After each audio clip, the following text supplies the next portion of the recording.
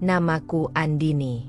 Aku tidak pernah membayangkan bahwa pernikahanku akan semendalam ini meninggalkan luka, bukan karena suamiku, Raka, tetapi karena keluarganya. Pernikahan kami berlangsung sederhana, tanpa gaun putih megah, tanpa ballroom hotel, tanpa iringan musik yang memecah malam. Hanya akad nikah sederhana di sebuah masjid kecil di pinggiran kota dan makan siang bersama di rumah kontrakan kami yang mungil tapi nyaman. Itu pun sudah membuatku bahagia. Raka menggenggam tanganku erat sepanjang hari. Tatapannya selalu menenangkan, seolah ingin berkata bahwa ia akan selalu di sisiku, apapun yang terjadi nanti. Aku percaya padanya. Selalu. Dan karena itulah aku memilih hidup bersama dia. Bukan hartanya, bukan statusnya, bukan keluarganya.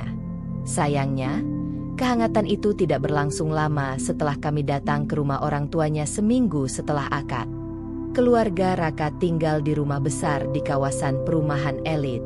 Halaman depannya luas, mobil terparkir rapi, dan interior rumahnya menunjukkan selera kelas atas. Aku tahu, ini akan jadi ujian pertama. Ini Andini. Suara seorang wanita memecah suasana begitu aku melangkah masuk. Ibu Raka, Bu Retno.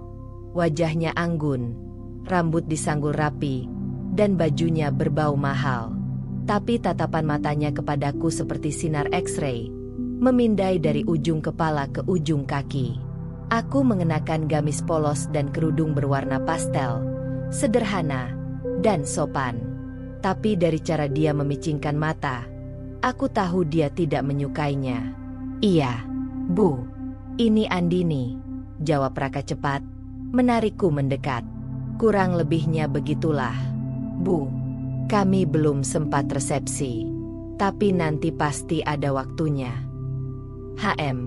Bu Retno hanya menjawab dengan dengusan singkat, lalu berbalik pergi ke ruang tamu tanpa menyuruh kami duduk. Aku menelan ludah. Bahkan tidak ada salam hangat atau senyum. Kami mengikuti dari belakang, dan di sanalah duduk seorang gadis muda bersolek, mengenakan piyama mewah seperti baru bangun tidur tapi tetap modis. Ia menatapku dari balik ponselnya dan tertawa kecil. Entah pada siapa. Jadi ini kakak ipar baruku? Tanyanya tanpa menoleh. Enggak nyangka. Aku mencoba tersenyum. Halo, saya Andini.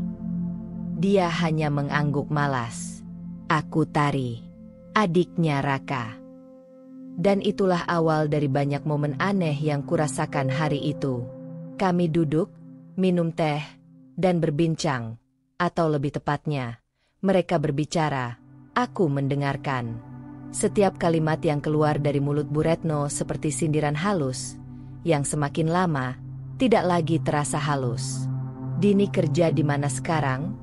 Tanya Bu Retno di sela obrolan. Saat ini belum kembali kerja, Bu. Jawabku dengan hati-hati. Oh, nada suaranya turun. Jadi sekarang mengandalkan Raka. Aku ingin menjelaskan bahwa aku punya cukup tabungan. Bahwa aku dulu CEO perusahaan digital dengan lebih dari 300 karyawan. Bahwa aku keluar bukan karena gagal, tapi karena ingin hidup yang lebih tenang dan normal. Tapi semua itu hanya kutelan mentah-mentah. Sementara begitu, Bu, jawabku pendek. Tari tertawa pelan. Wah, Kak Raka harus kerja keras nih buat biayain istri. Soalnya zaman sekarang kan mahal. Ya, apalagi kalau istri nggak kerja. Perih, tapi aku diam. Raka memandangku. Wajahnya jelas tidak nyaman, tapi aku menggeleng pelan padanya. Jangan dibalas. Aku masih punya kendali penuh atas emosiku. Kami makan siang di meja panjang dengan hidangan mewah. Bu Retno menyajikan semuanya sendiri, dengan sedikit drama. Maaf ya, masakannya sederhana. Biasanya kita pesan catering, tapi kali ini Mama masak sendiri. Nggak tahu, Dini cocok nggak dengan masakan kampung seperti ini? Padahal jelas itu masakan kelas restoran. Aku mengangguk sopan. Kelihatan enak, Bu. Terima kasih. Aku makan dengan tenang. Aku sudah pernah menyantap masakan dari chef bintang 5. Tapi tak satu pun dari mereka bisa mengalahkan dendeng balado buatan ibuku sendiri di rumah kecil kami dulu. Dan masakan Bu Retno? Ya, lumayan. Setelah makan, aku membantu membereskan piring. Bu Retno seperti menatapku dengan heran. Gak usah bantu-bantu, Dini. Biar Mbak yang urus, katanya sambil menunjuk asisten rumah tangga mereka. Aku tetap berdiri. Gak apa-apa, Bu. Saya biasa cuci piring sendiri. Masa sih? Tari menimpali cepat. Kelihatan sih dari bajunya. Dan saat itulah aku menyadari, mereka bukan hanya meremehkanku. Mereka sungguh-sungguh menganggapku perempuan kelas bawah yang hanya menumpang hidup pada putra mereka. Malamnya, saat kami pulang ke kontrakan kecil kami, aku duduk di tepi tempat tidur dan menarik napas panjang. Raka mendekat dan duduk di sampingku. Ia menggenggam tanganku seperti hari pertama kami menikah. Maaf ya, sayang. Aku nggak nyangka mereka akan begitu. Aku menoleh dan tersenyum tipis. Aku bukan menikah dengan keluargamu, Ka. Aku menikah denganmu. Tapi mereka salah menilaimu. Aku tahu siapa kamu sebenarnya. Aku tahu siapa Andini. Aku menarik tangannya, menggenggam erat, dan biarkan mereka tidak tahu dulu. Raka, aku tidak ingin dihormati karena masa laluku. Aku ingin mereka mengenalku karena siapa aku sekarang. Sebagai istri yang mereka remehkan, tanyanya lirih. Sebagai Andini yang tidak butuh pembuktian. Malam itu kami tidur dalam keheningan. Aku pikir hari itu hanya permulaan. Ternyata, yang datang setelahnya jauh lebih menusuk. Setiap kali aku dan Raka datang ke rumah mertua, aku bisa merasakan atmosfernya berubah. Bukan hanya dingin karena AC yang disetel rendah, tapi dingin yang menggigit karena sikap. Bu Retno tak lagi menyamarkan sindirannya. Ia semakin terang-terangan memperlihatkan ketidaksukaannya padaku. Sore itu, kami baru saja sampai di rumah setelah belanja bahan makanan di pasar.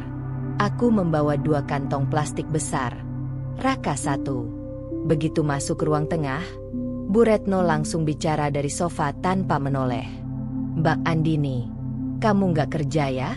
Di rumah aja. Aku meletakkan kantong plastik di meja dan menjawab sambil tersenyum. Iya, Bu. Saya memang belum kembali kerja. Wah, gumamnya panjang. Zaman sekarang itu perempuan harus pintar cari uang sendiri. Loh, jangan cuma bergantung sama suami. Nanti kalau Raka kenapa-kenapa, kamu bisa apa? Aku menahan napas. Rasanya sudah terlalu sering aku mendengar nada serupa sejak kami menikah.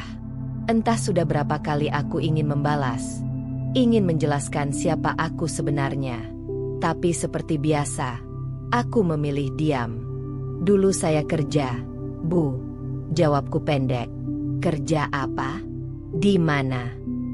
Bu Retno tidak menatapku, hanya melihat layar ponselnya, seakan pertanyaannya sekadar formalitas. Di perusahaan teknologi, kataku, masih dengan nada netral. Tiba-tiba Tari datang dari dapur sambil membawa botol air minum. Ia duduk di kursi seberangku, menyilangkan kaki dengan santai. Perusahaan teknologi? Yang online-online gitu? Tanyanya. Suara sinis jelas terasa. Aku mengangguk. Tari tertawa kecil. Ya ampun. Dulu kerja terus sekarang nganggur? Duh, Kak Andini jangan-jangan jadi istri karena pengen santai ya? Aku menatap wajahnya sesaat, lalu menunduk dan memaksakan senyum. Raka terlihat gelisah. Ia sudah membuka mulut hendak bicara, tapi aku segera menepuk tangannya pelan. Jangan. Biarkan saja. Aku ingin melihat sampai di mana mereka menilai seseorang dari penampilan. Padahal kalau mereka tahu bahwa dulu akulah atasan Raka, bahwa aku menandatangani gaji yang ia terima setiap bulan, bahwa aku berdiri di podium dalam presentasi nasional, disorot oleh media, disebut sebagai salah satu perempuan termuda yang memimpin perusahaan teknologi skala menengah, bahwa aku keluar bukan karena kalah, tapi karena ingin tenang, karena aku memilih Raka, bukan posisi. Tapi itu semua tak penting, karena aku sudah memilih diam. Sore itu kami makan bersama. Dan lagi-lagi, komentar Bu Retno tidak berhenti. Dini, coba bantu Tari potong sayur. Tari kan jarang masak, nanti dia belajar dari kamu, katanya sambil meletakkan piring. Tari tertawa. Belajar masak dari Kak Andini? Wah, aku kira Kak Andini juga jarang masak. Aku berdiri tanpa berkata apa-apa. Masuk ke dapur, mengambil pisau, dan mulai memotong wortel dengan gerakan cepat dan rapi. Tari menatapku heran. Lancar juga ya, gumamnya. Aku hanya tersenyum. Satu-satunya yang tidak bisa mereka nilai dariku adalah keteguhan hatiku. Aku sudah terlalu lama belajar menjadi tenang di bawah tekanan. Namun yang paling menyakitkan datang seminggu kemudian. Mereka mengadakan makan malam keluarga. Beberapa kerabat dan tetangga diundang. Saat sesi perkenalan, Bu Retno memperkenalkanku dengan suara nyaring. Ini menantu saya, Andini. Sederhana banget orangnya. Nggak neko-neko. Ibu rumah tangga sejati. Aku masih bisa menerima itu. Tapi kalimat selanjutnya menusuk lebih dalam. Untung Raka anaknya sabar. Kalau enggak, bisa stres. Loh, punya istri yang enggak bisa bantu ekonomi keluarga. Aku ingin berdiri dan keluar dari ruangan itu saat itu juga. Tapi aku tetap duduk. Tanganku mengerat di pangkuan. Raka terlihat murka. Ia hampir berdiri. Tapi aku pegang tangannya. Aku tidak ingin ia bertengkar dengan ibunya karenaku. Karena aku tahu, mereka tidak tahu siapa aku sebenarnya. Dan aku tidak akan membela diriku dengan kata-kata.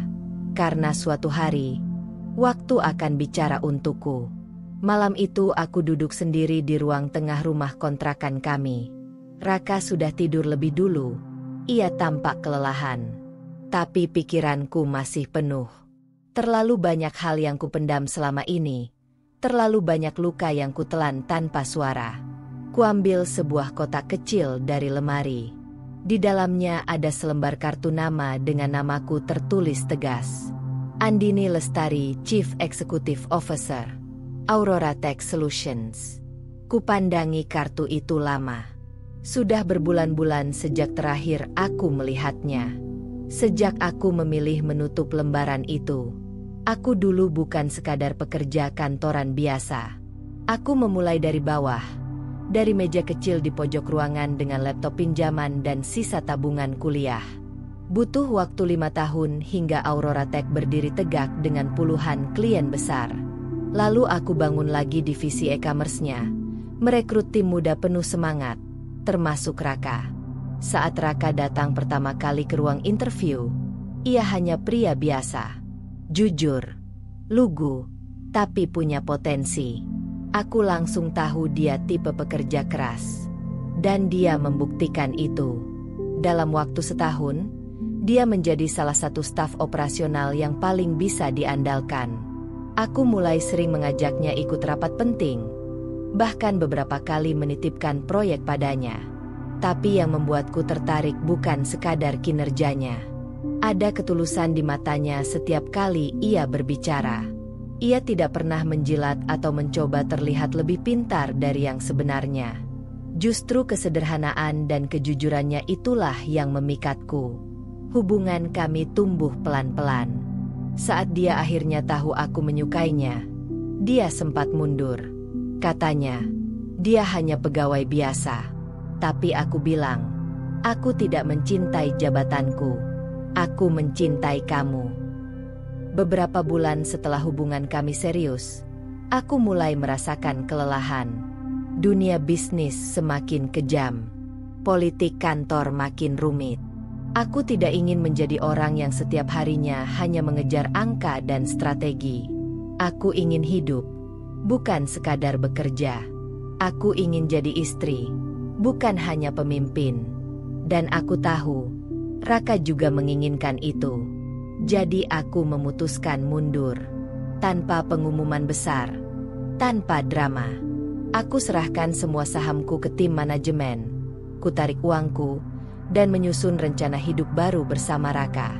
Kami sepakat menikah sederhana, tinggal di kontrakan kecil, dan membangun semuanya dari awal. Tapi aku tidak pernah menyangka bahwa pilihanku untuk hidup sederhana akan membuatku dipandang sebelah mata. Terutama oleh orang-orang yang bahkan tidak tahu siapa aku sebelumnya. Aku tahu, mungkin ini semua kesalahanku juga. Karena aku memilih untuk diam. Karena aku tidak memberitahu Raka seberapa besar peranku dulu. Bahkan dia hanya tahu aku pernah kerja di bidang teknologi. Aku ingin dia mencintaiku karena aku yang sekarang, bukan karena masa laluku yang penuh angka dan kekuasaan. Tapi akhir-akhir ini, aku mulai berpikir, apakah diam itu benar? Apakah aku harus terus menahan harga diriku sendiri hanya demi menghindari konflik? Lalu aku teringat percakapan terakhirku dengan Mbak Siska, mantan manajer keuangan Aurora Tech. "Din, kamu yakin mau ninggalin semua ini?" katanya waktu itu. "Kamu udah di atas. Banyak orang mati-matian pengen ada di posisimu." "Saya nggak nyari posisi, Mbak," jawabku. "Saya cuma pengen tenang. Dan saya nemu itu di Raka." Malam semakin larut. Aku simpan lagi kartu nama itu ke dalam kotak dan menguncinya. Aku belum siap mengungkap semuanya. Tapi aku tahu, cepat atau lambat, semuanya akan terbuka. Dan saat hari itu tiba, aku harap mereka tidak menyesal sudah menilai seseorang hanya dari tas yang ia pakai, atau dari berapa banyak uang yang ia keluarkan untuk membeli hadiah ulang tahun. Karena yang sebenarnya mahal, tidak selalu tampak di permukaan. Aku tahu Raka mencintaiku. Ia tak pernah membentakku, tak pernah sekalipun membuatku merasa rendah di hadapannya. Tapi di balik tatapannya yang tenang, aku bisa membaca satu hal, rasa bersalah. Malam itu, saat kami makan malam berdua di kontrakan kecil kami, aku sengaja diam lebih lama dari biasanya. Aku ingin tahu apakah ia akan mulai bicara lebih dulu. Dan benar saja. "Maaf, ya, Din," katanya pelan sambil menatap nasi di piring. "Kalau aku bisa memilih, aku nggak mau kamu diperlakukan kayak gitu di rumah." Aku tersenyum tipis. Aku tahu, Rak. Aku benar-benar nggak ngerti kenapa ibu bisa sekeras itu. Dan Tari, aku juga bingung. Padahal kamu nggak pernah kurang ajar sama mereka. Aku menyendok nasi perlahan. Mungkin karena aku bukan yang mereka harapkan. Raka langsung menatapku. Aku nggak peduli mereka harapannya siapa. Aku harapannya kamu. Kamu udah cukup, Din. Lebih dari cukup. Kalimat itu manis. Tapi di sisi lain, aku bisa melihat perasaan bersalah di baliknya. Raka sedang terjebak di antara dua dunia. Istri yang ia cintai dan keluarga yang ia hormati. Aku tahu posisinya sulit. Ia adalah anak laki-laki satu-satunya.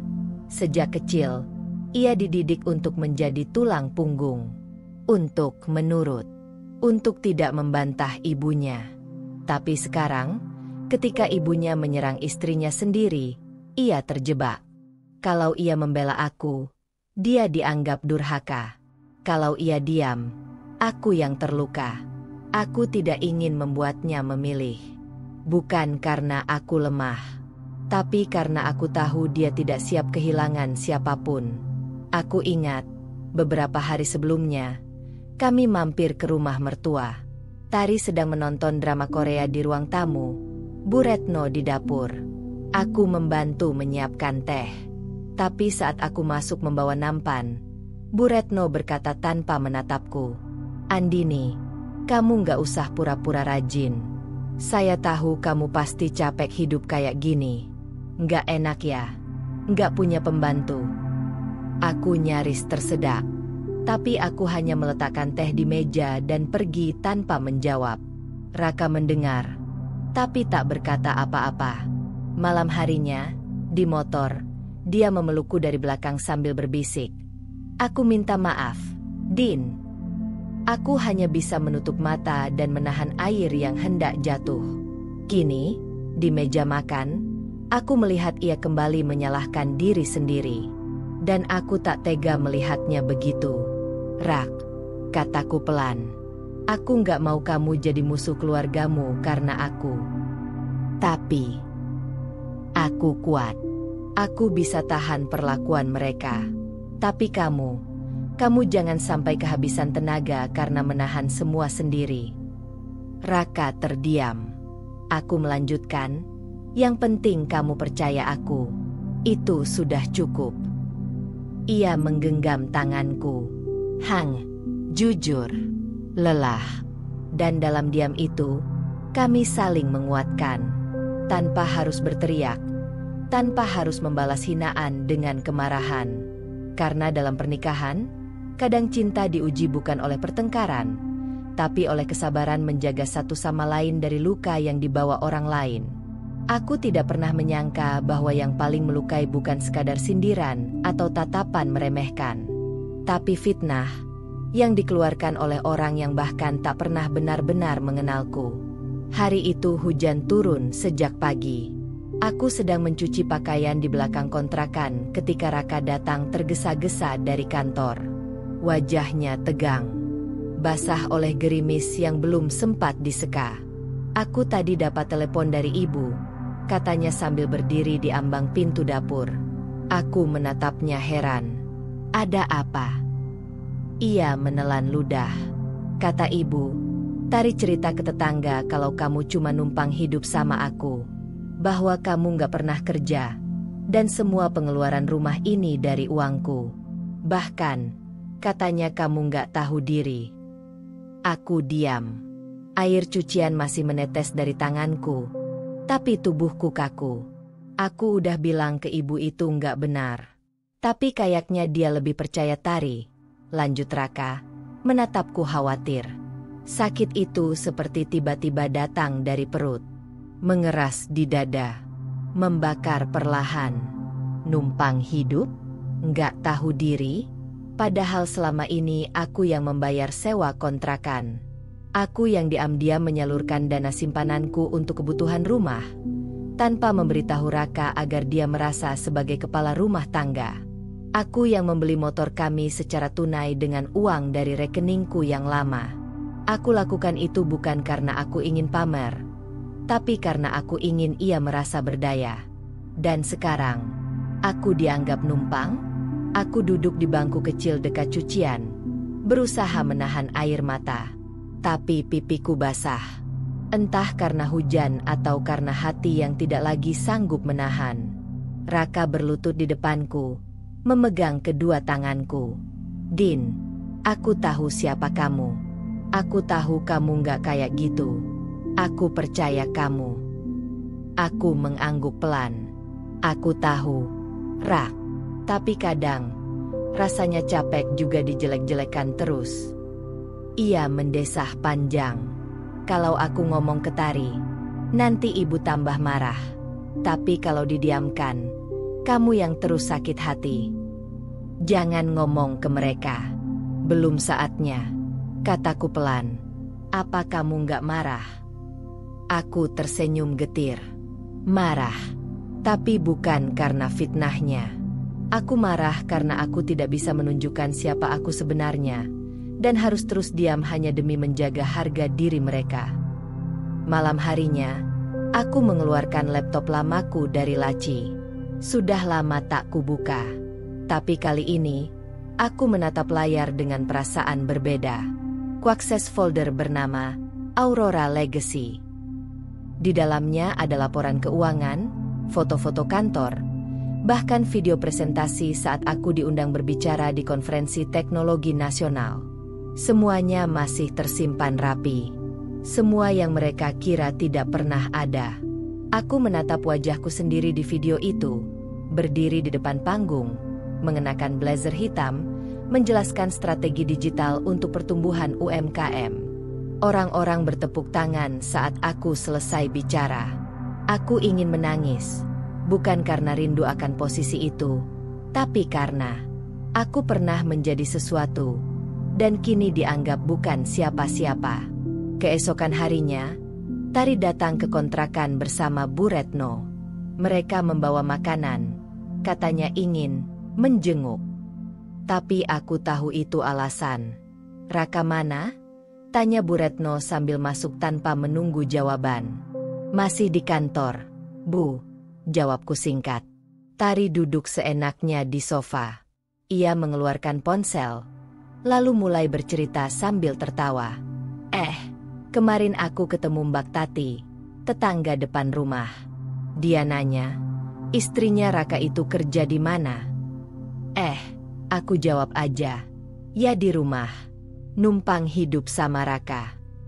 Hahaha, dia langsung bilang, wah sabar banget tuh si Raka. Tawanya menggema. Bu Retno ikut senyum-senyum. Aku hanya tersenyum. Senyum yang kaku. Senyum seorang wanita yang bisa membeli apartemen dengan uang pribadinya, tapi kini dianggap numpang di kontrakan kecil ini. Aku berdiri, lalu pergi ke dapur. Aku tidak akan meladeni fitnah dengan emosi, tapi aku janji pada diriku sendiri. Suatu hari, mereka akan tahu siapa aku. Dan pada hari itu, aku tidak akan marah. Aku hanya akan berdiri tegak dan berkata, selama ini aku diam bukan karena tidak punya apa-apa, tapi karena aku tidak perlu membuktikan apapun kepada siapapun. Pagi itu aku sedang menyapu halaman kecil depan kontrakan ketika sebuah pesan WhatsApp masuk. Siska mantan finance Aurora. Din, kamu sehat? Kita ada reuni kecil-kecilan minggu depan. Beberapa anak lama kumpul. Aku tahu kamu sudah off dari dunia itu. Tapi kalau bisa datang, please. Aku kangen. Aku menatap layar ponsel lama-lama. Siska, sosok yang dulu jadi tangan kanan sekaligus temanku dalam tekanan. Sudah hampir 2 tahun sejak aku menghilang dari radar dunia bisnis. Sejak aku memutuskan meninggalkan semua, jabatan, fasilitas, klien besar, dan segalanya. Kini aku hanya dikenal sebagai istrinya Raka, bahkan oleh orang-orang yang dulu menghormatiku setiap kali masuk ruang rapat. Kuraih cangkir teh di meja dapur sambil membaca ulang pesan itu. Sesuatu dalam diriku terasa bergetar. Bukan karena rindu akan status lama, tapi karena mungkin aku butuh tempat untuk diingat sebagai Andini yang dulu. Aku ikut. SIS, balasku singkat. Raka mendengarnya dan melirik dari pintu kamar. Reuni kantor lama. Aku mengangguk. Ya, Siska undang. Aku cuma mau ketemu sebentar. Ngobrol aja. Ia mendekat dan duduk di sampingku. Kamu siap? Mereka pasti bakal kaget lihat kamu sekarang. Aku tersenyum. Biarin aja. Toh aku nggak salah.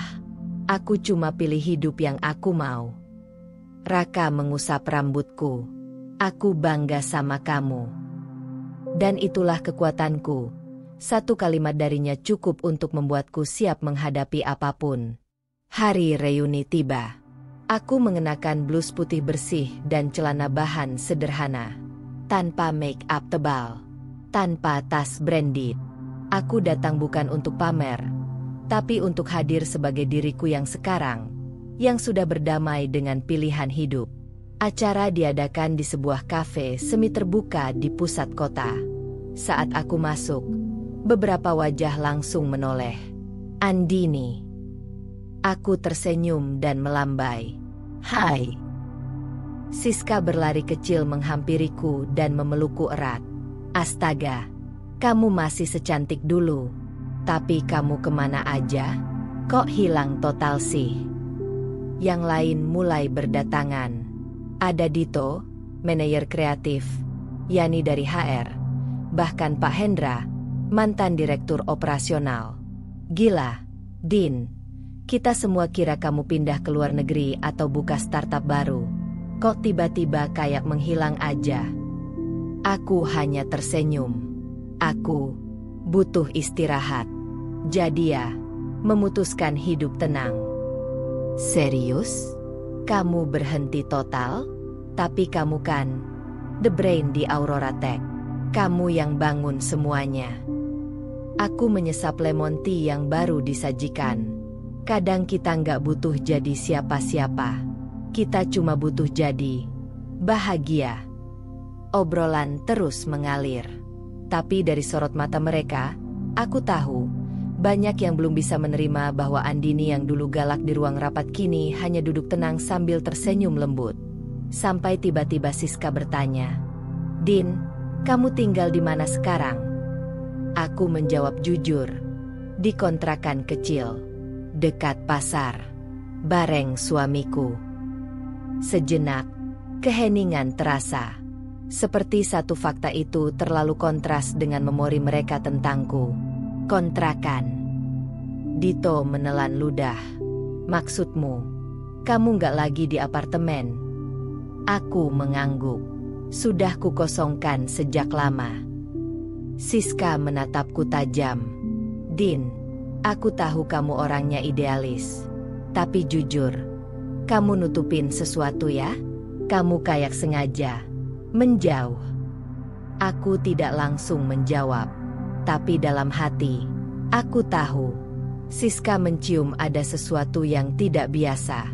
Dan aku sadar, akan tiba saatnya aku tak bisa terus sembunyi. Dunia kecil yang kubangun pelan-pelan ini suatu saat akan bersinggungan dengan masa laluku. Dan entah aku siap atau tidak, orang-orang akan tahu siapa Andini yang sebenarnya. Beberapa hari setelah reuni kecil itu, aku mencoba kembali ke rutinitas. Menjaga rumah, membantu tetangga, dan menemani Raka saat libur. Aku kira semuanya akan kembali tenang. Sampai satu sore, Siska mengirimiku pesan. "Din, kamu di rumah? Aku baru aja ketemu ibumu Raka dan adiknya di mall. Seru banget, tapi agak aneh." Aku membaca pesan itu berkali-kali. Dadaku langsung terasa tak enak. Beberapa menit kemudian, Siska menelepon. "Andin, sumpah, ini random banget. Aku lagi cari sepatu diskon di lantai 2 Mall Karunia. Terus tiba-tiba ada yang panggil aku. 'Mbak Siska ya? Pernah kerja di Aurora Tech?' Suaranya terdengar masih kaget. Nggak salah dengar." "Enggak." Aku nengok. Ternyata ada dua ibu-ibu. Satunya elegan banget tapi galak auranya. Satunya cewek muda, rambutnya diwarnain, sok modis gitu. Ternyata itu ibu dan adik iparmu. Aku menarik napas pelan. Bu Retno dan Tari. Nah, iya. Mereka ajak ngobrol. Awalnya ramah, tapi lama-lama, ya gitu deh. Aku cerita aku mantan anak finance di Aurora. Terus mereka nanya-nanya soal kamu. Aku menahan napas. "Terus kamu jawab apa?" Siska ragu sejenak, lalu melanjutkan. "Aku cuma bilang kamu mantan bos aku." Mereka langsung kaget. Tapi sebelum aku bisa jelasin, Tari nyeletuk. "Loh, masa sih? Mbak Andini kan cuma ibu rumah tangga biasa. Mana sempat kerja?" Aku terdiam. Siska tertawa kecil. Aku bingung mau jawab apa. Akhirnya aku bilang aja, "Ya mungkin sekarang Andini pilih hidup sederhana." Tapi kelihatan banget mereka nggak percaya. Malah Bu Retno ngomong, "Iya, Andini tuh pintar banget ngatur muka. Kalau nggak tahu diri, bisa kelihatan kaya padahal nggak punya apa-apa." Aku duduk di tepi tempat tidur. Mataku panas. Siska melanjutkan dengan suara lembut. "Din, maaf ya. Aku nggak tahu mereka bisa ngomong sekeras itu. Aku sampai nggak enak hati. Padahal kamu jauh lebih dari apa yang mereka kira." Aku menghela napas. Mereka memang nggak tahu. Dan aku juga belum berniat bikin mereka tahu. Siska terdiam sejenak. Din, maaf kalau aku terlalu kepo. Ya, tapi kamu yakin gak mau kasih tahu Raka? Dia harus tahu. Din, kamu bukan ibu rumah tangga biasa. Kamu seseorang yang... Aku tahu siapa diriku. SIS, potongku pelan. Tapi untuk sekarang, aku nggak butuh pengakuan. Aku cuma pengen damai. Siska mengangguk. Walau aku tahu ia masih tak setuju. Aku memutuskan menutup pembicaraan malam itu dengan hati berat. Bukan karena malu, tapi karena sedih. Orang yang paling keras menilaimu seringkali adalah mereka yang tidak tahu apa-apa tentangmu. Dan kini, Siska tahu siapa mereka. Dan mereka tahu terlalu sedikit tentangku. Aku hanya menatap pantulan wajahku di kaca jendela malam itu. Aku akan diam sampai waktunya tiba. Pagi itu aku sedang menjemur pakaian saat ponselku berdering. Raka. Din, ibu masuk rumah sakit. Tadi pagi pingsan di dapur. Sekarang dirawat di RS Mitra Sehat. Tanpa pikir panjang, aku langsung membereskan jemuran seadanya, berganti baju, lalu menyusul Raka ke rumah sakit. Sesampainya di sana, aku melihat Tari duduk gelisah di depan ruang IGD. Wajahnya pucat, matanya sembab. Raka berdiri tak jauh dari sana, menatap ke arahku. Andini, katanya pelan. Aku di sini, ujarku sambil menepuk lengannya. Ibu bagaimana? Tekanannya drop. Mungkin karena kurang makan, kata dokter. Ibu sering melewatkan sarapan. Aku mengangguk pelan dan melangkah ke dalam ruangan. Di atas ranjang, Bu Retno terbaring lemah. Wajahnya pucat. Selang infus terpasang di tangan kirinya. Saat aku mendekat, matanya membuka sedikit. Kenapa kamu kesini? Tanyanya. Suaranya lirih tapi tetap tajam. Karena ibu sakit. Jawabku, tetap tenang. Ibu nggak butuh dikasihani. Gumamnya, memalingkan wajah. Aku menarik kursi dan duduk di sampingnya. Saya nggak kasihan. Saya peduli. Bu Retno diam. Tapi aku bisa melihat sorot ketidaknyamanan di matanya. Tari masuk beberapa menit kemudian, membawa sekantong bubur dan air mineral. Mbak, kamu nggak usah repot-repot. Kita masih bisa urus ibu sendiri, katanya sinis. Aku menoleh, lalu tersenyum tipis. Aku nggak merasa repot. Raka berdiri di pojok ruangan. Diam. Aku tahu dia ingin semua ini berjalan damai, tapi juga tahu tidak bisa memaksa ibunya untuk menerima kehadiranku sepenuhnya. Setelah dokter datang dan memberi penjelasan singkat, kami keluar dari ruang rawat. Raka hendak ke apotek mengambil resep. Tari sibuk di ponselnya. Aku ke bagian administrasi rumah sakit, berpura-pura bertanya soal biaya. Aku tahu ini rumah sakit swasta. Biayanya tidak murah. Dan aku juga tahu, keluarga Raka sedang tidak punya dana lebih. Tanpa sepengetahuan siapapun, aku membayar tagihan awal rawat inap dan obat Bu Retno. Aku minta kwitansi tidak dicetak, hanya digital. Aku tahu mereka akan menolak jika tahu aku yang bayar. Sudah saya daftarkan ke sistem, Bu Andini, kata petugas kasir. Jadi nanti tinggal langsung ambil obatnya saja. Terima kasih, ucapku pelan. Sore hari, ketika kami kembali ke ruang perawatan, Bu Retno tampak sedikit lebih segar. Tari menyuapinya bubur. Raka duduk membaca majalah. Aku memilih berdiri di jendela, membiarkan mereka berbicara. Mbak Andini tadi kemana aja? Tanya Tari tajam. Keluar sebentar, jawabku singkat. Beberapa menit kemudian, perawat datang sambil membawa obat-obatan. Ini resepnya sudah ditebus ya, Bu. Semua ditanggung.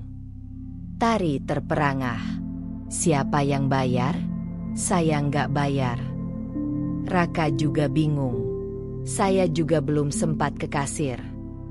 Mereka menoleh ke arahku. Aku pura-pura tidak tahu. Barangkali dari asuransi, kataku pelan. Perawat hanya tersenyum dan pergi. Bu Retno menatapku lama. Tapi ia tak berkata apa-apa. Malam harinya, di rumah, Raka menatapku dari meja makan. Din, kamu yang bayar obat dan biaya awalnya, ya? Aku tak menjawab langsung. Hanya tersenyum dan menuangkan teh ke cangkirnya. Kamu nggak perlu. Aku tahu, tapi aku mau. Raka menggenggam tanganku di atas meja. Terima kasih.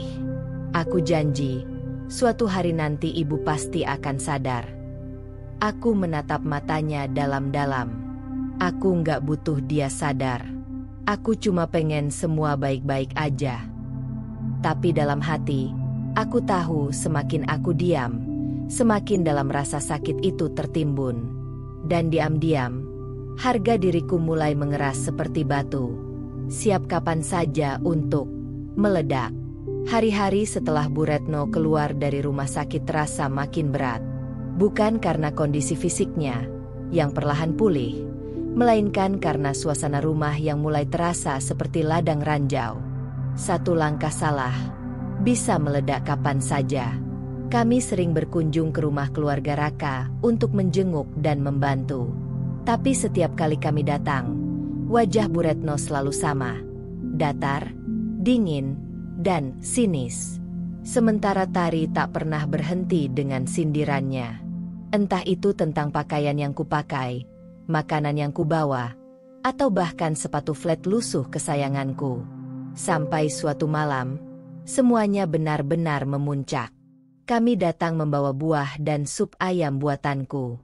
Raka memaksa ingin tetap menjaga hubungan baik, dan aku menurut, seperti biasa. Di ruang tamu, Bu Retno duduk dengan kain selimut di kakinya. Tari duduk berselonjor sambil main ponsel. Aku menyodorkan sup, tapi Bu Retno menolak. Nggak usah repot-repot bawa beginian. Saya nggak biasa makan makanan murahan. Aku hanya tersenyum kecil. Saya masak sendiri, Bu. Bahan-bahannya segar. Justru itu. Saya bukan orang kampung yang doyan masakan pasar. Seketika itu juga, udara di ruangan menegang. Raka menoleh, ingin bicara, tapi aku mencengkeram tangannya, kode untuk diam. Namun Tari yang akhirnya memecah suasana. Mas, kamu tuh suami atau bukan sih? Masa udah nikah malah hidup ngekos kayak mahasiswa? Malu tahu dilihat tetangga.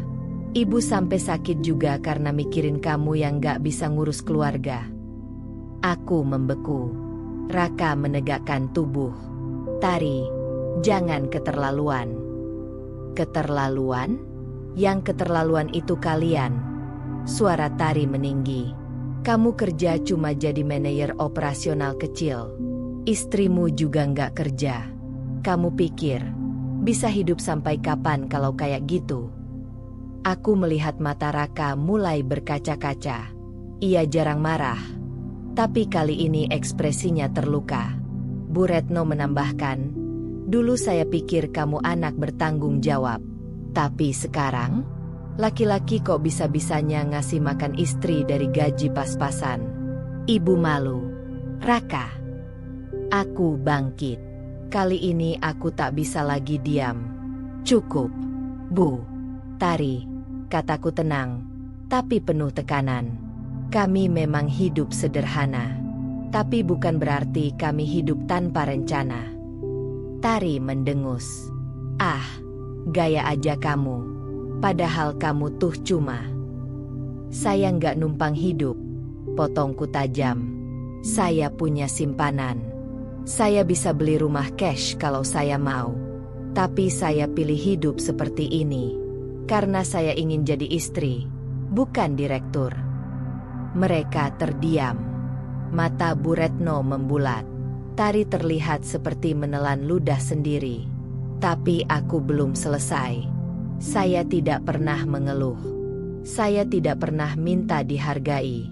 Tapi jangan kira saya tidak tahu siapa diri saya. Raka berdiri di sampingku. Ia tidak berkata apa-apa, hanya menggenggam tanganku erat. Setelah suasana hening beberapa detik, aku berkata pelan, "Kami pulang dulu. Maaf sudah mengganggu." Tanpa menunggu tanggapan, aku menarik Raka keluar dari rumah itu. Di perjalanan pulang, tidak ada kata yang terucap. Raka menyetir dengan rahang mengeras. Sesampainya di rumah, ia menutup pintu dengan pelan lalu duduk di kursi makan. Aku menyeduh teh, lalu meletakkannya di depannya. "Maaf," katanya tiba-tiba. Aku duduk di hadapannya. "Untuk apa?" "Karena aku belum bisa melindungimu dari mereka." Aku menggeleng. "Bukan tugasmu untuk melindungiku dari omongan orang. Tapi aku minta satu hal." "Apa?" "Jangan biarkan mereka mengubah siapa kamu." Raka menatapku lama. "Dan kamu juga jangan terus sembunyi. Din, kamu terlalu berharga untuk terus diremehkan." Aku tak menjawab. Tapi dalam hati, aku tahu, sudah saatnya. Semuanya perlahan terbuka. Sudah 3 hari sejak insiden di rumah keluarga Raka. Kami belum kembali ke sana. Bahkan Raka pun hanya menghubungi ibunya sekali lewat telepon. Dan itu pun hanya untuk memastikan kesehatan Bu Retno. Aku tahu, dalam diam, Raka juga terluka. Tapi ia terlalu bijak untuk menyimpan dendam. Dan aku terlalu keras kepala untuk pura-pura semuanya baik-baik saja. Di hari keempat, saat sedang menyapu halaman kontrakan kecil kami, ponselku berdering. "Rizka, Din, aku boleh main ke rumahmu sekarang?" Aku sempat ragu menjawab. Tapi akhirnya ku jawab, "Boleh. Jam berapa?" "Sekarang. Aku lagi dekat sini. Tunggu ya." Tak sampai setengah jam, Siska muncul dengan baju kasual dan wajah yang tampak penasaran. Aku menyambutnya di depan pagar. Ia langsung mengedarkan pandangannya ke sekitar lingkungan kontrakan kami yang sederhana. "Ini rumah kamu sekarang?" tanyanya pelan. Aku mengangguk. "Iya, nggak besar, tapi cukup." Siska menghela napas. "Aku tahu kamu pengen hidup tenang, Din. Tapi lihat tempat ini. Kamu Andini yang dulu ku kenal, CEO termuda Aurora Tech, wanita yang presentasinya bikin ruangan hening, yang ngatur puluhan kepala divisi. Dan sekarang kamu tinggal di kontrakan sempit dengan dapur kecil dan jemuran yang nempel ke tembok tetangga." Aku hanya tersenyum. Aku juga nggak nyangka bakal hidup kayak gini. Tapi aku milih ini. Siska menatapku lama, lalu duduk di kursi rotan di teras. "Aku tahu kamu punya alasan," katanya. "Tapi mereka semua meremehkanmu. Apalagi keluarga Raka. Dan aku udah lihat sendiri sikap mereka. Kamu tahan dihina kayak gitu." Aku menghela napas panjang. Bukan soal tahan atau nggak tahan, SIS. Tapi ini pernikahan. Kalau aku balas semua dengan dendam atau gengsi, yang rugi bukan cuma aku, tapi juga Raka. Dia tahu siapa kamu sebenarnya. Aku diam. "Jadi belum," Siska menyimpulkan sendiri. Aku menatap tembok depan kontrakan kami. Aku pengin dia mencintaiku karena aku yang sekarang. Bukan karena aku punya jabatan atau rekening besar. Siska terdiam cukup lama. Lalu suaranya berubah menjadi lebih lembut. "Din, kamu nggak harus menunjukkannya untuk sombong. Tapi kadang, membela diri juga perlu." Aku menggigit bibir bawahku. Kalau nanti waktunya tepat, aku akan cerita semuanya. Siska mengangguk pelan. "Kalau gitu, aku tunggu hari itu." Sebelum pulang, ia menatapku serius dan berkata, "Tapi Din, kamu tahu nggak? Aku ada feeling, keluarga Raka mulai curiga." Aku menoleh. "Curiga?" "Iya. Soalnya waktu aku kemarin ketemu Tari lagi, nggak sengaja di tempat game, dia nanya-nanya soal kamu. Tanya kamu beneran kerja apa dulu. Tanya kamu pernah punya saham atau enggak. Dadaku terasa sesak. Jadi, mereka mulai menyelidiki. Aku nggak jawab banyak, lanjut Siska. Tapi kamu harus hati-hati. Sebelum mereka dapat info dari orang lain, lebih baik kamu dan Raka jujur satu sama lain dulu. Aku menunduk. Kata-kata Siska mengendap di pikiranku. Malam harinya, setelah Raka pulang kerja dan kami selesai makan malam, aku melihat wajahnya tampak lebih murung dari biasanya. Kamu capek banget, ya? Tanyaku sambil membereskan piring. Iya, banyak beban pikiran akhir-akhir ini. Aku duduk di sebelahnya. Mau cerita? Ia menatapku sejenak, lalu berkata pelan. Din, ibu nanya soal kamu. Aku menegang. Nanya soal masa lalu kamu. Katanya dia dengar dari Tari, kamu bukan perempuan biasa. Aku mencoba tetap tenang. Lalu kamu jawab apa? Aku bilang, aku percaya sama kamu. Dan apapun masa lalumu, itu nggak mengubah rasa sayangku. Hatiku mencelos. Rasa bersalah mulai tumbuh. Din, katanya lagi, menatapku dalam. Aku nggak maksa. Tapi kalau suatu hari kamu siap cerita, aku akan siap dengar. Aku menggenggam tangannya erat. Aku janji, Ka, nggak lama lagi, aku akan cerita semuanya. Dan malam itu, aku tahu, waktu yang aku takuti sudah semakin dekat. Hari itu datang juga. Tanggal 18 April. Hari ulang tahun Bu Retno. Biasanya hanya dirayakan sederhana. Tapi tahun ini Tari berinisiatif mengadakan acara kecil di rumah mereka. Biar Bu Retno senang, katanya di grup keluarga. Aku dan Raka sempat berdiskusi. Raka tampak ragu untuk datang, mengingat konflik yang baru saja kami alami. Tapi aku menyarankan kami tetap hadir. Kalau kita nggak datang, itu akan memperkuat semua anggapan buruk mereka, kataku. Raka mengangguk pelan. Kamu siap? Aku menarik napas. Sudah saatnya aku belajar berdiri tanpa harus menunduk terus. Aku memilih dress sederhana berwarna krem. Tanpa perhiasan mencolok, hanya riasan tipis. Raka mengenakan batik gelap. Kami membawa kado kecil, kotak kayu berisi foto-foto lama keluarga Raka yang sudah kurestorasi dan bingkai sendiri. Kami tiba di rumah keluarga Raka pukul 7 malam. Beberapa tamu keluarga sudah hadir. Suasana cukup hangat. Tapi aku bisa merasakan lirikan aneh dari beberapa kerabat yang sebelumnya tidak terlalu mengenalku. Bu Retno tampak duduk di kursi utama, mengenakan kebaya brokat merah tua. Wajahnya sumringah ketika melihat Tari membawa kado besar dibungkus rapi. Wah, anak ibu memang paling tahu selera. Terima kasih ya, Tari, katanya keras-keras. Cukup untuk membuat tamu lain mendengar. Tari menoleh ke arah kami yang baru masuk. Senyumnya tipis. Oh, kalian datang juga, ucapnya. Aku membalas dengan sopan. Iya, selamat ulang tahun, Bu. Bu Retno mengangguk. Dingin. Matanya turun menilai kado kami yang sederhana. Apa ini?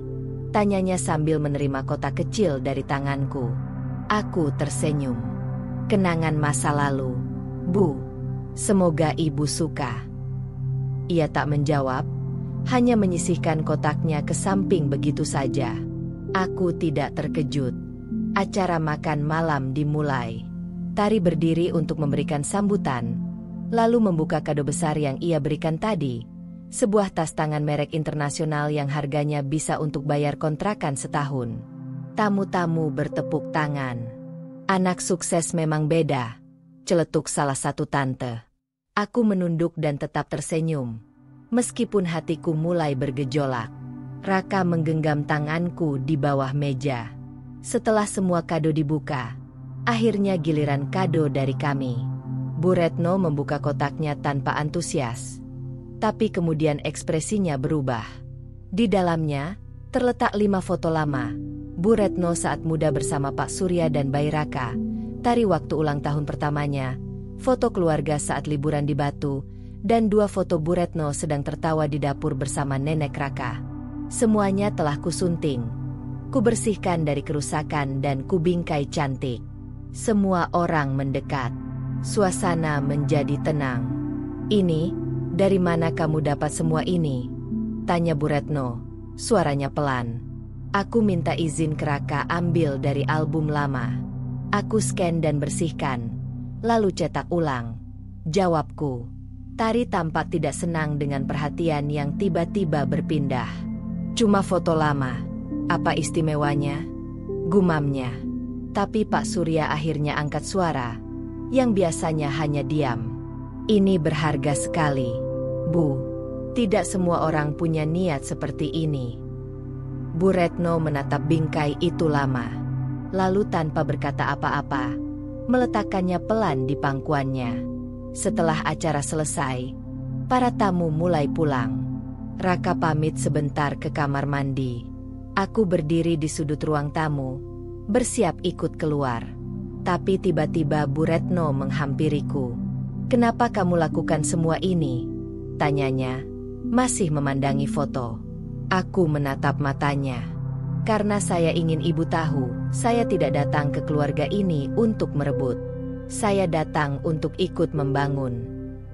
Dia terdiam lama, lalu hanya berkata, "Hati-hati, Andini. Hati orang itu lebih mudah retak daripada kaca." Aku tidak tahu maksudnya sepenuhnya, tapi aku tahu. Untuk pertama kalinya, ia memanggil namaku. Bukan hanya kamu atau menantu. Dan itu adalah awal. Aku pikir segalanya mulai membaik setelah ulang tahun Bu Retno. Setidaknya, senyumnya saat menatap bingkai foto itu terus membekas di ingatanku.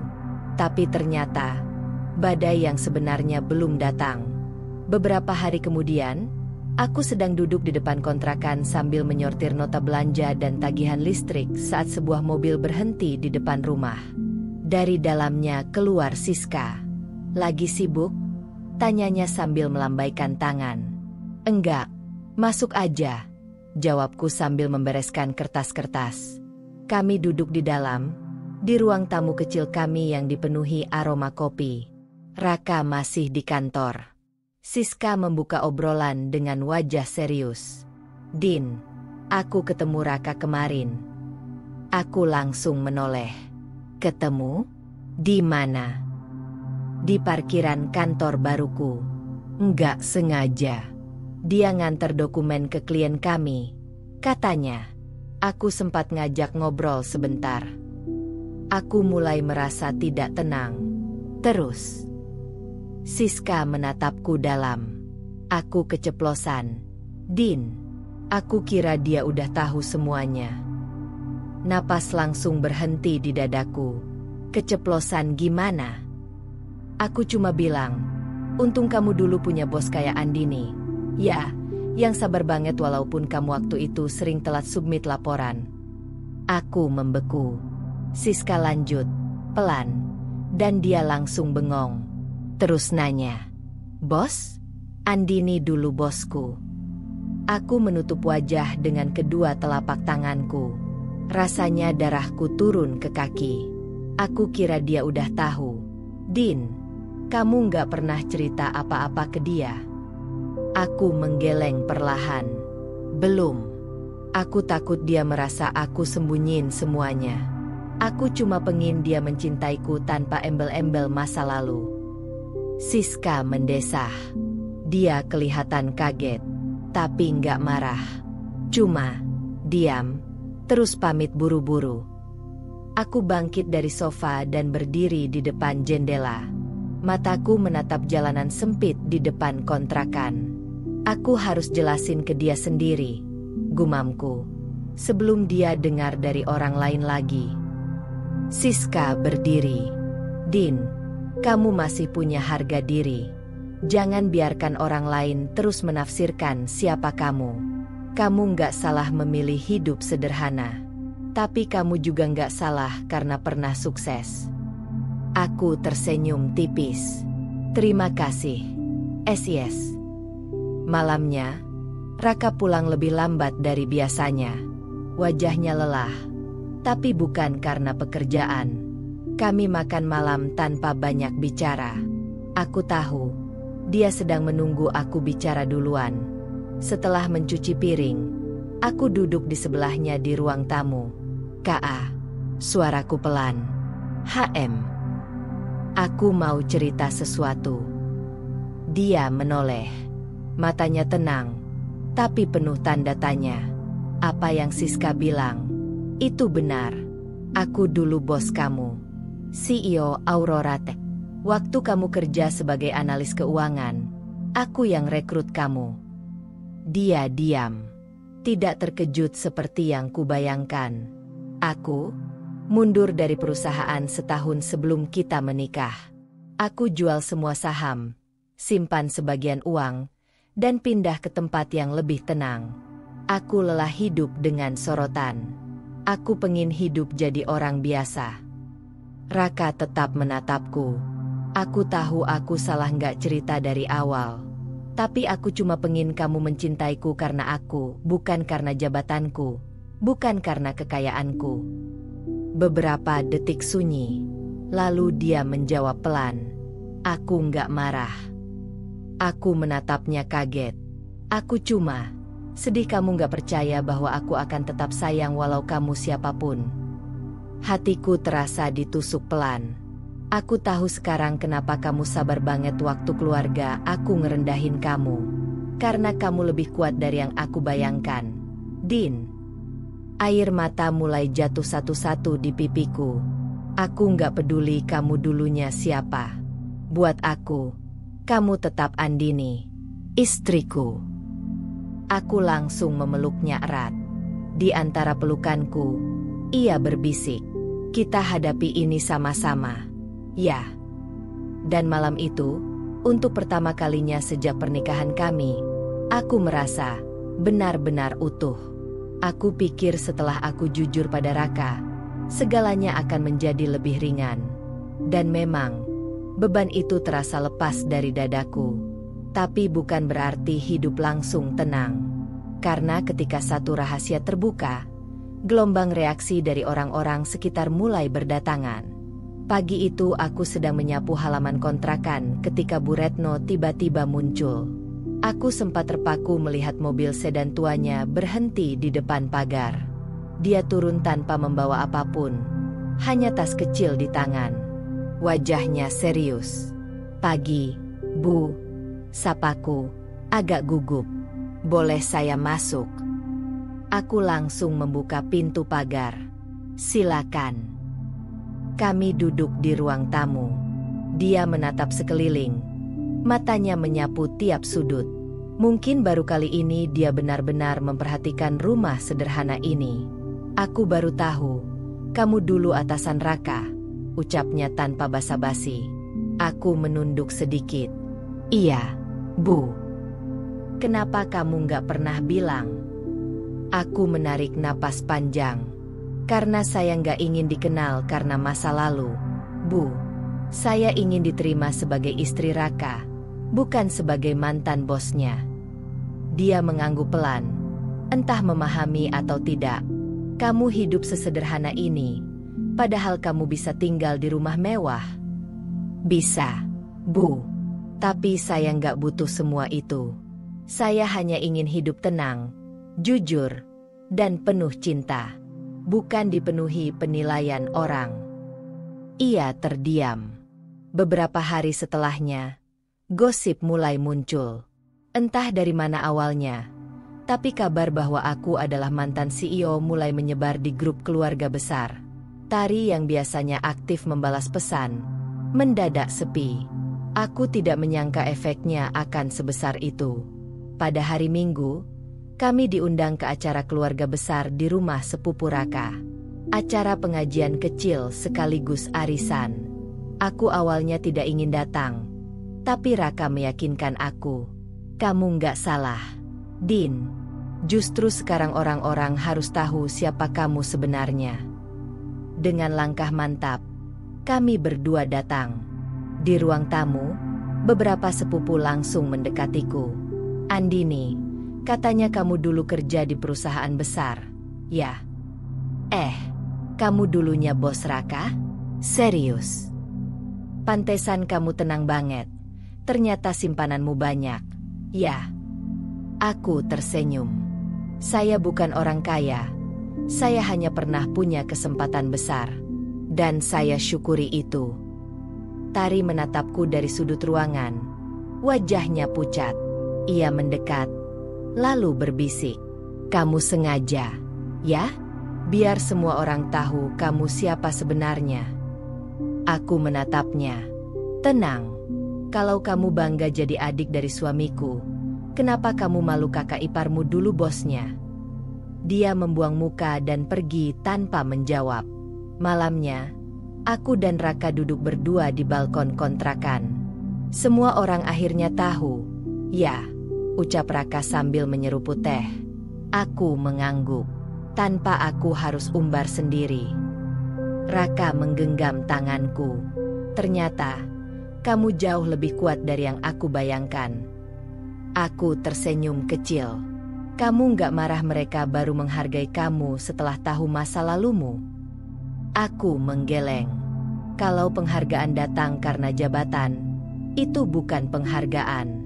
Tapi, setidaknya sekarang mereka tahu bahwa tidak semua hal bisa dinilai dari tampilan luar. Aku menarik napas dalam-dalam. Aku cuma berharap, setelah ini, kita bisa hidup dengan lebih damai. Raka mencium keningku. Kamu layak dapat itu, Din.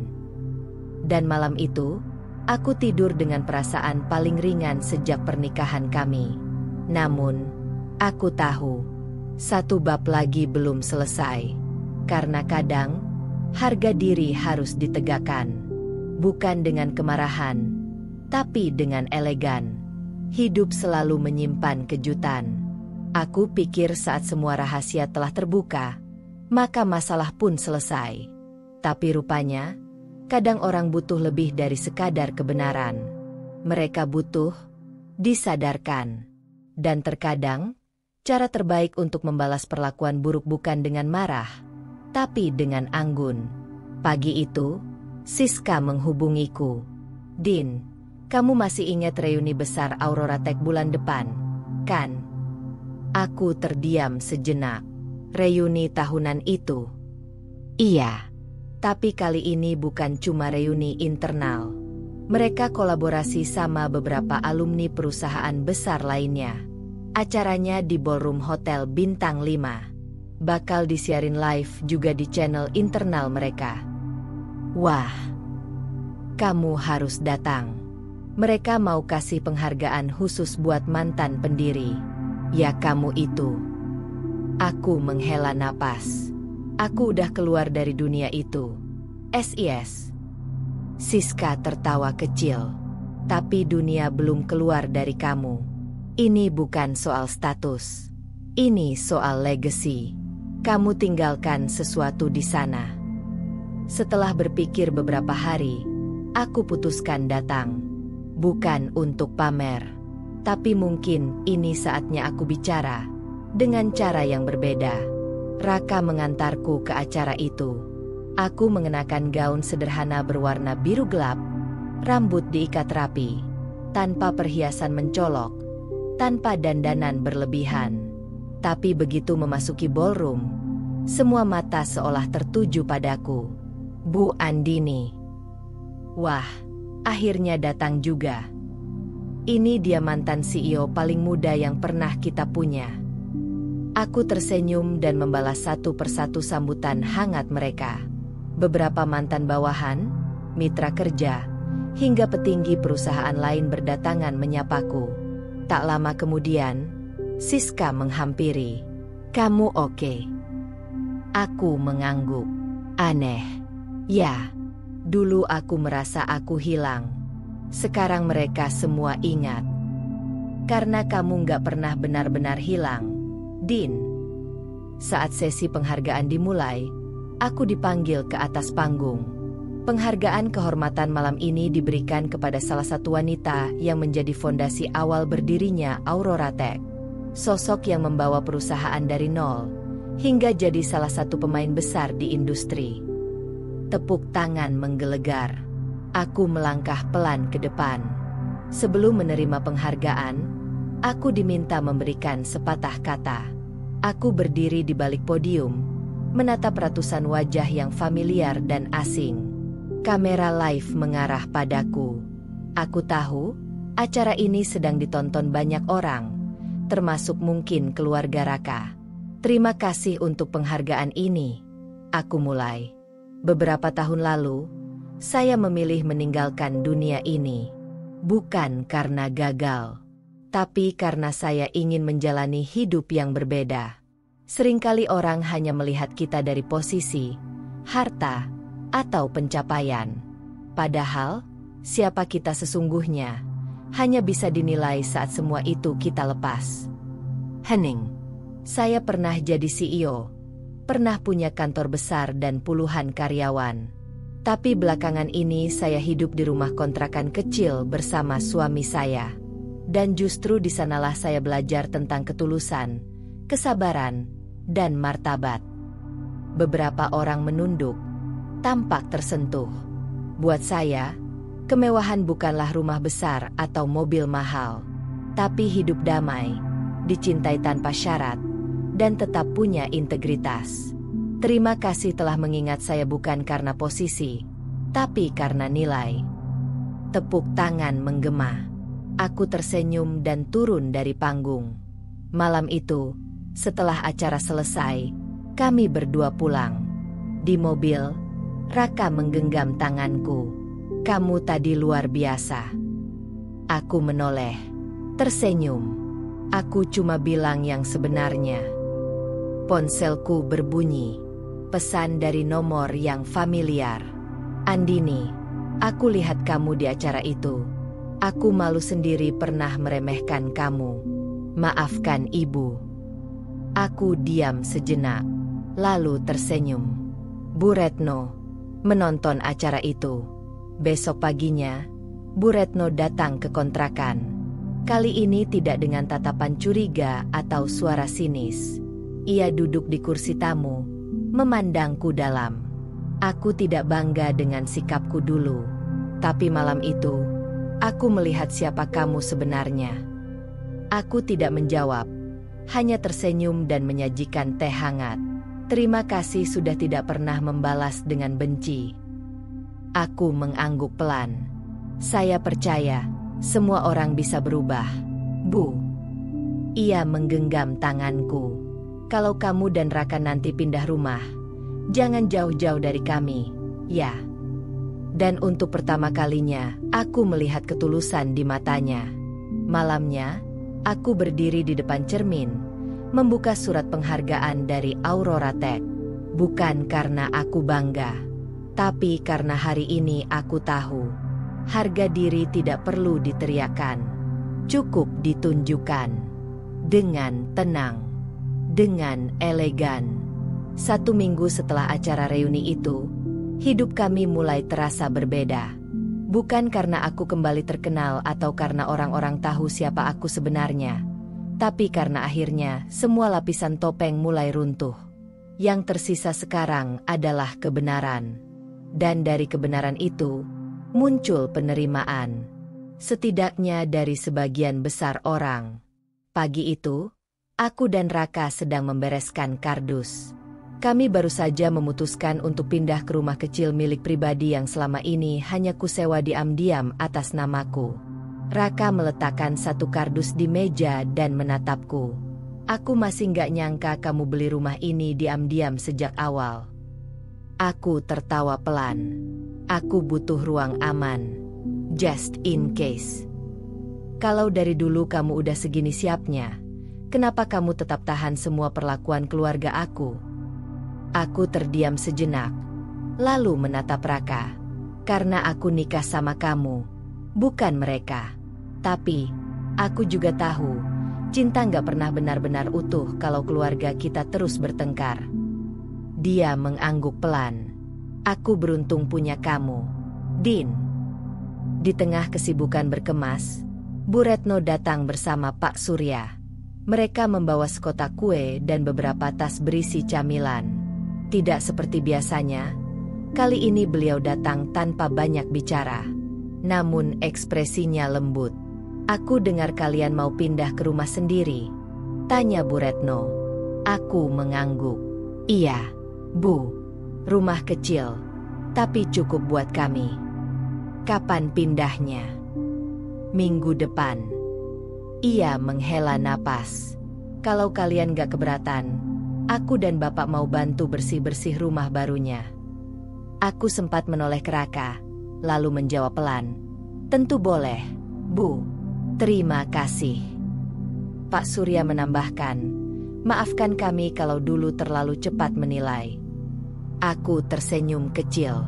Saya juga minta maaf kalau selama ini lebih memilih diam. Bu Retno duduk dan menatapku lama. "Andini, aku ini ibu yang keras kepala. Tapi aku belajar banyak dari kamu. Tentang kesabaran. Tentang harga diri." Aku tidak tahu harus menjawab apa. Hanya menggenggam tangannya perlahan.